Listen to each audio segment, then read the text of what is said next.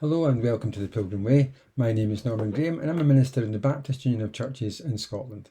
The aim of these signposts is to try and help to connect the text of the Bible with our everyday lives. And today we come to our final signpost on the letter of James, and we're going to read the last part of James chapter 5 beginning at verse 12. James says, "Above all, my brothers and sisters, do not swear, not by heaven or by earth or by anything else. All you need to say is a simple yes or no, otherwise you'll be condemned. Is anyone among you in trouble? Let them pray. Is anyone happy? Let them sing songs of praise. Is any among you sick? Let them call the elders of the church and pray over them and anoint them with oil in the name of the Lord. And the prayer offered in faith will make the sick person well. The Lord will raise them up. If they have sinned, they will be forgiven. Therefore, confess your sins to each other and pray for each other so that you may be healed. The prayer of a righteous person is powerful and effective. Elijah was a human being even as we are. He prayed earnestly that it would not rain, and it did not rain in the land for 3.5 years.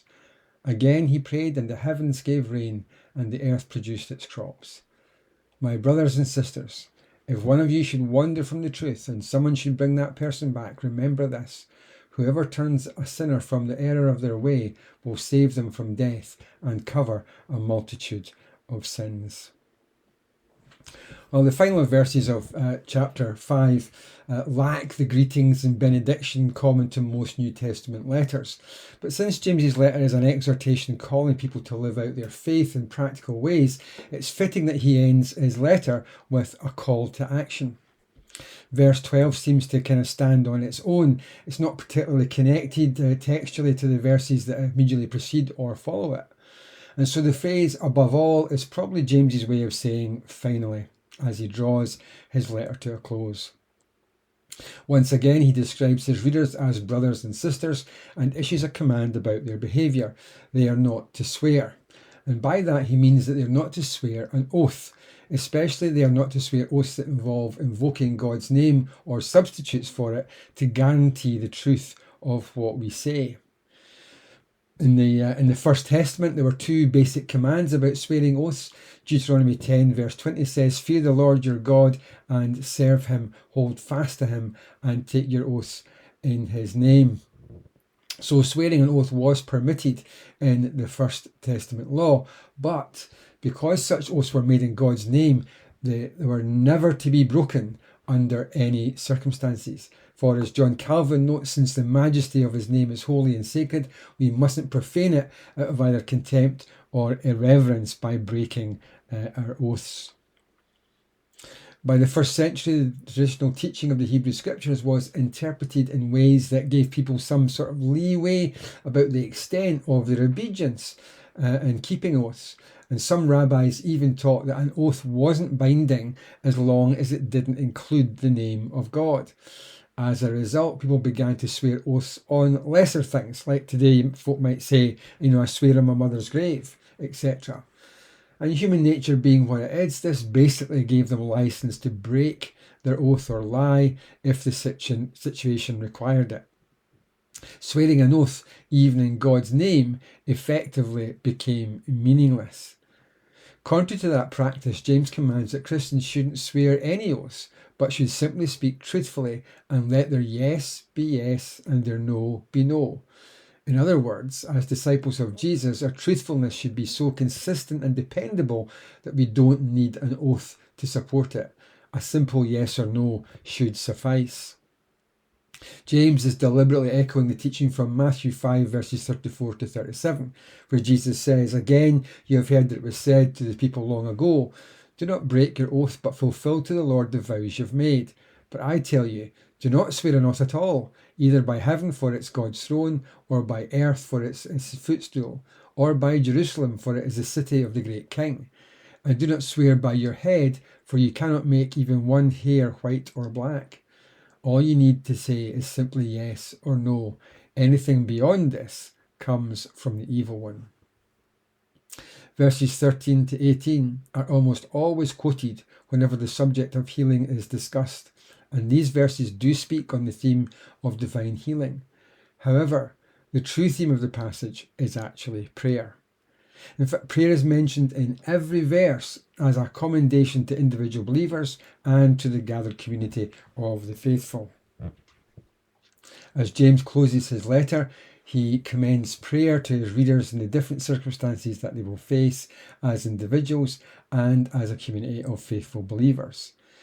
In Ephesians 6 verse 18, Paul commends the church there to pray on all occasions, and James is doing something similar to that here, exhorting them to pray in whatever circumstances they find themselves. Firstly, in the common experience of trouble. The Greek word translated as trouble, kakopathia, is generally a general term that refers to an experience of all kinds of afflictions and trials. The word has the kind of basic meaning of experiencing difficulty. But it's unclear as to whether or not the difficulties that James is talking about are experienced because of their faith or just the general difficulties people encounter living in a fallen world. Being a disciple of Jesus might bring us particular troubles, but being disciples does also not insulate us from the normal troubles of life that everyone experiences, and so both are likely to be in mind. It's probably best to think of these troubles then as any circumstances or personal situations that can cause a person distress. We should note that such prayer is not necessarily prayer to be delivered from those situations, but rather prayer to be given the strength to endure them. James's view is simply that whatever the cause of our trouble may be, the best response to it is prayer. The second circumstance in which we are to pray is when we are happy. This refers to the kind of inner happiness, the sense of well-being that we can feel irrespective of our circumstances. The verb used for happy connotes a state of the emotions rather than an outward circumstance. Prayer in such circumstances may be more difficult than we think, though. My experience is that people tend to pray less when they're happy and more when they're in trouble. When we are happy, it's very easy to become complacent and forget that our happiness is a gift from God for which we should be prayerfully thankful. So James goes on to say that those who are happy should sing songs of praise to God. The third circumstance in which we should pray is during illness. A wish for good health was a kind of common ending to Greek letters, and the exhortation to pray was a common ending to letters in the New Testament, and James combines both here. Although these verses are often taken on their own, we should note that they come within a flow of thought that begins and ends in prayer. The word that's used for sick has a wide range of meanings, having to do with weakness of any kind. It's a word that Paul used to signify his own thorn in the flesh, classifying it as a weakness he was glad to bear, for his weakness allowed Christ's power to be evident in him. And this aspect of what James says here is very important for our overall understanding of the passage. It does not fully explain what James means, but it does guide us in how we might apply the text. Another aspect of this text is the use of the verb sozo, which means to make whole, along with the description of this brother or sister as a sick person, indicates that James is thinking of a physical illness. Whereas James has encouraged people to pray for themselves, he now encourages those who are ill to call on others to pray for them. Although James explicitly states the responsibility on the ill person to call for the church leaders, this doesn't necessarily exclude the church leaders from suggesting to the ill person that they ought to consider asking for prayer. When the elders come, they're to undertake two specific actions. Firstly, they're to pray over the ill person. Prayer for healing was not unknown within Judaism, and James's instructions follows a very common pattern of the time. Secondly, they have to anoint the ill person with oil in the name of the Lord. The oil was probably olive oil because it was common, but the type of oil is probably unimportant. Furthermore, it should be noted that although the olive oil was used as a medicine in ancient times, James is suggesting here that the oil itself has no healing property. Its significance is that it is given in the name of the Lord. It's fair to say that since the advent of Pentecostalism at the turn of the 20th century, healing has been a divisive topic within the church. with cessationists saying that the gift of healing ended with the apostolic age, and Pentecostals and Charismatics saying that the gift is still active today. It's fair to say that there has been a lot of bad theology and practice on both sides of that debate. And with that in mind, it's perhaps helpful to note some key observations as we try and understand what James is getting at here. Firstly, we should note that James is not describing what we would call faith healing today. James tells the ill person to call on the elders, who would have been what we think of today as the church leadership, rather than one person who is assumed to have a special gift of healing. In fact, the only texts in the New Testament that speak of a specific gift of healing upon a particular person is in 1 Corinthians 12 verses 9, 28 and 30, where Paul says that God has given some people in the church specific gifts of healing, but that not all have that gift. The New Testament does make a case that sickness could potentially be the result of sin in a person's life. Paul suggests as much in 1 Corinthians 11. But it's also clear that this is not always or even necessarily the case. In John 9 verses 1 to 5, when the disciples asked him, Jesus, if a man was blind because of his sin or his parents' sin, Jesus said neither. Rather, the man's blindness, he said, was so that the work of God might be displayed in his life. Thirdly, we can see that God can and does use sickness and affliction for his purposes. In 2 Corinthians 12 verses 7 to 10, Paul speaks about his thorn in the flesh, which he describes as a messenger from Satan, and how he prayed to be relieved of that affliction. We should note that the fact that Satan had clearly afflicted Paul, probably with a physical affliction of some kind, that Paul was both a man of prayer and a man of faith. And yet, despite praying for its removal, Paul tells us that God allowed this affliction to keep him humble.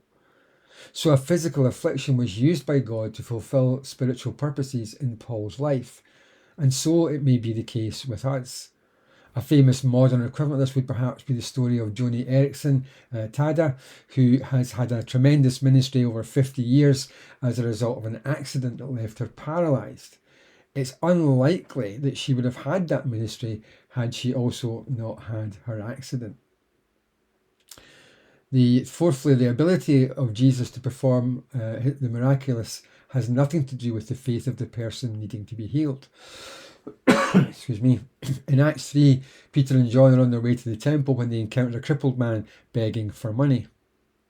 Having no money, they told him in the name of Jesus Christ to be healed, and he was.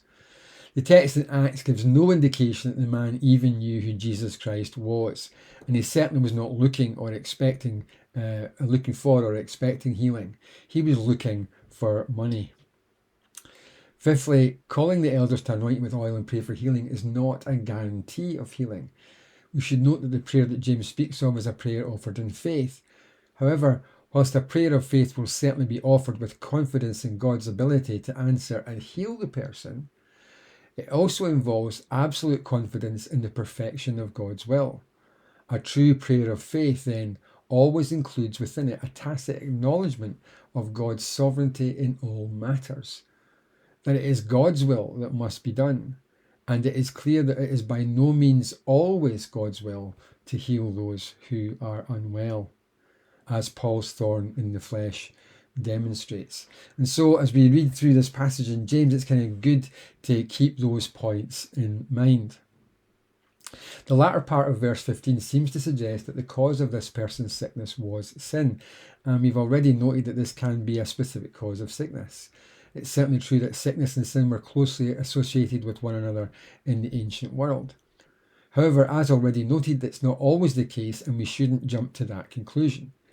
If sin is the cause of sickness, then the command of verse 16 is vital, for it offers the only remedy, namely confession and the forgiveness of sins.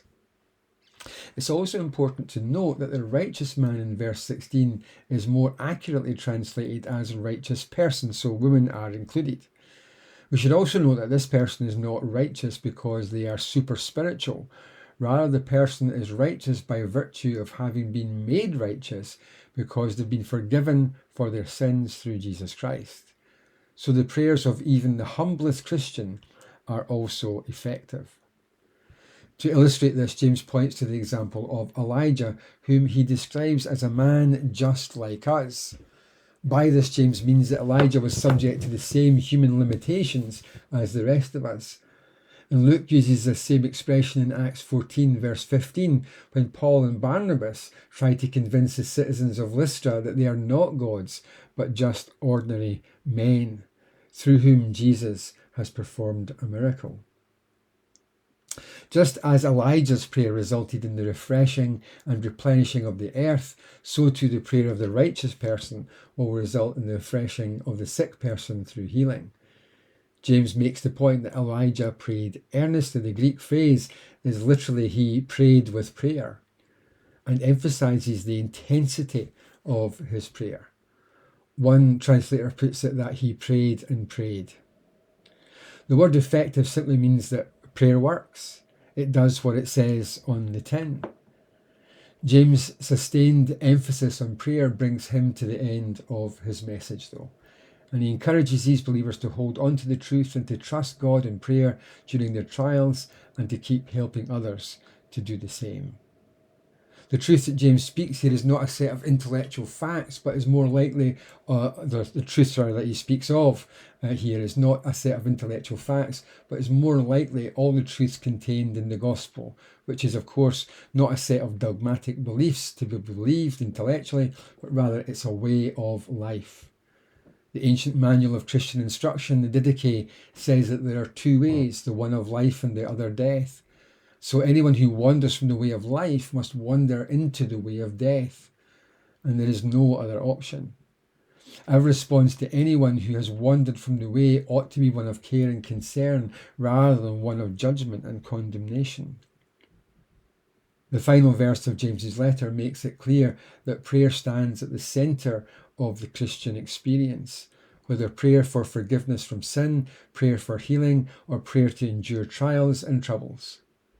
Yet, as Stanley Grenz notes, prayer is the greatest challenge to the church today, and he bases that on the experience of the early church, which he rightly says is a model of a praying church.